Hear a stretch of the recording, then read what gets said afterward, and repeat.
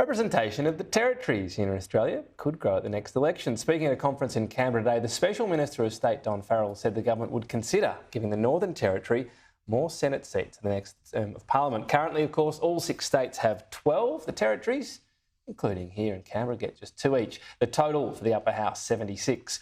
Joining me now is the Minister for Regional Development, Local Government and Territories, Kristy McBain. Thanks for your time. So what's happening here? What exactly is being considered?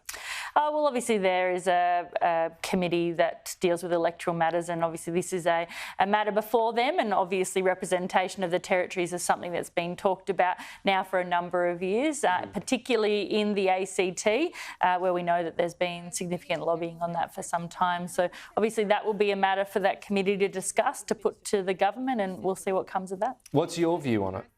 Look, I think we know that the ACT is growing substantially, and when you look at the population of the ACT in Tasmania, there is some legitimate questions about representation, and we know it's important that we have at least 2 senators for the Northern Territory, and at the previous term of Parliament there was a bipartisan result that made sure that representation stayed at 2 instead of reducing, which is what the potential was. I think it's really important that we make sure that we don't reduce the number of senators across our territories. So clarifying, whatever decision would be the same amount for both territories? Is that what's being looked at here, or different territories could get different amounts? Look, that's a matter for the committee to make their recommendations to Parliament, to the government at this stage, and we'll see what those recommendations are.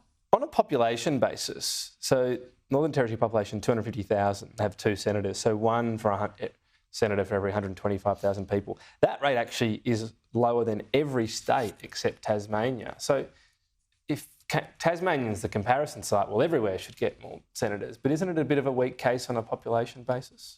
Look, again, the committee will determine what they're doing, and they'll make the recommendations to the government, and we'll go from there. But I think it's really important that we don't dilute the representation that we currently have in the Parliament for the territories. So your main one would be NT not going down, as that push happened last time? Yeah, exactly right. I think that's important, and at the last term of Parliament that was determined bipartisan that we would not reduce the number of senators in the NT.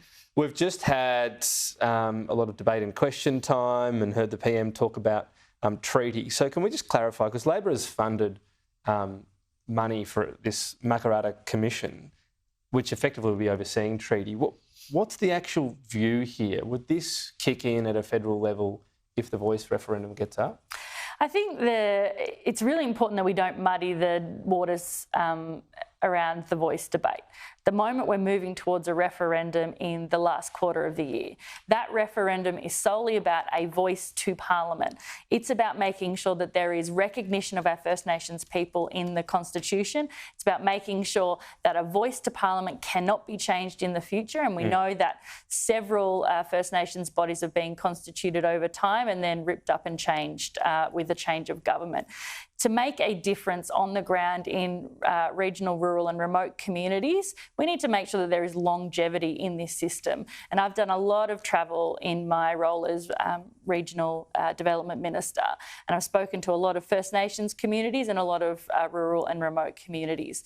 What they want is consistency, and this is what the Voice will offer them, a continued presence to Parliament and to government over the things they know will make a difference on the ground. It's incumbent upon us to listen, and if we continue to do the same thing and expect a different result, then we will never close the gap.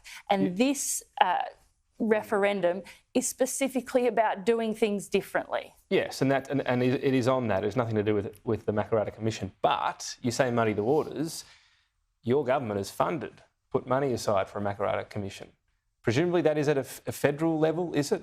What's the point of that funding? Is it just to oversee what the states do, or would it be for some sort of federal treaty as well? Look, we want to make sure that we are listening to our First Nations communities. The Uluru Statement from the Heart was really clear. There were 3 steps to their process. They wanted constitutional recognition through a voice to Parliament. They wanted truth telling, and they wanted treaty making. Now, we haven't even got to step 1 yet, and we need to make sure that we deal with step 1 first, and we do so in a manner that makes sure that we have accurate information out in our communities, and that is the job at the moment of the media, of politicians, to make sure we get accurate information. So when you say step one, community. are you saying that the treaty could only happen after step one? It has to go in that order? The Uluru Statement from the Heart makes clear that they want to do a voice first, then proceed with the other requests in that statement. So nothing else would happen until the voice... I think it's really clear that our priority is dealing with this priority, referendum. but you don't get to, you've got to have that pesky issue of getting the Australian people to approve it. Well, it's not a pesky issue. I'm being flippant. I'm just saying it's a priority. But if the event happens that doesn't pass, you've still got the option of a Makarrata Commission if you'd like. That's right, and we will have to go to a referendum first with the Australian people, and then we'll see what that referendum comes back out as, and then work out what we do next.